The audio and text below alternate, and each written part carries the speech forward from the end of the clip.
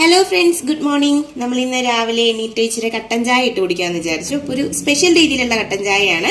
2 പേർക്കുള്ള ചായക്ക് വേണ്ടിയിട്ടുള്ള വെള്ളം എടുക്കുന്നുണ്ട്. 2 കപ്പ് വെള്ളം എടുക്കുന്നുണ്ട്. ഇതിലേക്ക് ഒരു ബേ ലീഫ് ഇടുന്നുണ്ട്. നമ്മുടെ കറുവപ്പട്ടയുടെ ഇലയാണേ. ഇല ഒന്ന് മുറിച്ച് അത് ഇടുന്നുണ്ട്. ഒരു 2 ഗ്രാമ്പൂവും കൂടെ ഇതിലേക്ക് ചേർക്കുന്നുണ്ട്. ഇനി നമുക്ക് നന്നായിട്ടൊന്ന് തിളപ്പിച്ചെടുക്കാം.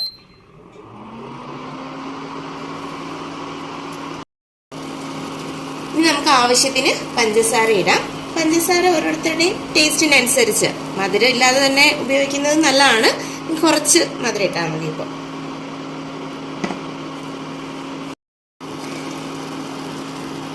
ഇപ്പൊ ഇലയുടെയും ഗ്രാമ്പൂവിന്റെയും ഒക്കെ ആ ഒരു സത്തൊന്ന് ഇറങ്ങി തുടങ്ങിയിട്ടുണ്ട്. ഇനി നമുക്ക് ഇതിലേക്ക് തേയില ഇടാം. തേയില ഇടുന്നത് തരിയുള്ള തേയിലയാണ് നമ്മൾ ഉപയോഗിക്കുന്നത്. ഇപ്പോൾ സാധാരണ നമുക്ക് മാർക്കറ്റിൽ കിട്ടുന്ന പൊടിത്തേയിലയല്ലേ. അപ്പോൾ തരിത്തേയിലയാണെന്നുണ്ടെങ്കിൽ കട്ടൻ ചായക്ക് ഏറ്റവും ബെസ്റ്റാണ്. അതല്ലെങ്കിൽ ഇലത്തേയിലയുണ്ട്, നമ്മുടെ ഗ്രീൻ ടീ, ലീഫ് ടീ ഒക്കെ കിട്ടുന്ന പോലത്തെ അങ്ങനത്തെ ഒരു കട്ടൻ ചായക്ക് പറ്റിയ ഇലത്തേയിലയും കിട്ടും. ഇത് ജസ്റ്റ് ഇങ്ങനെ ഒന്ന് തിളച്ചാൽ മതി.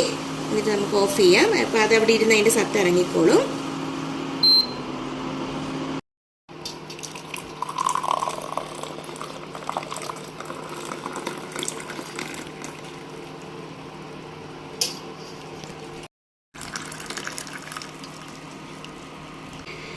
സാധാരണ എല്ലാവരും കട്ടൻ ചായ ഉണ്ടാക്കാറുണ്ട്. പക്ഷെ ഈ ഒരു രീതിയിൽ ഒരു ബേ ലീഫും ഗ്രാമ്പും ഒക്കെ ഇട്ടിട്ടൊന്ന് ഉണ്ടാക്കി നോക്കണേ. നല്ല ടേസ്റ്റാണ്.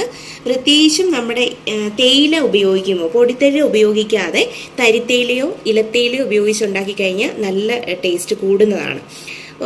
സാധാരണ നമ്മൾ ഈ തരിത്തേയില എന്ന് പറയുന്നത് രണ്ടിനും യൂസ് ചെയ്യാം. പാൽ ചായക്ക് ഉപയോഗിക്കാം, കട്ടൻ ചായക്ക് ഉപയോഗിക്കാം.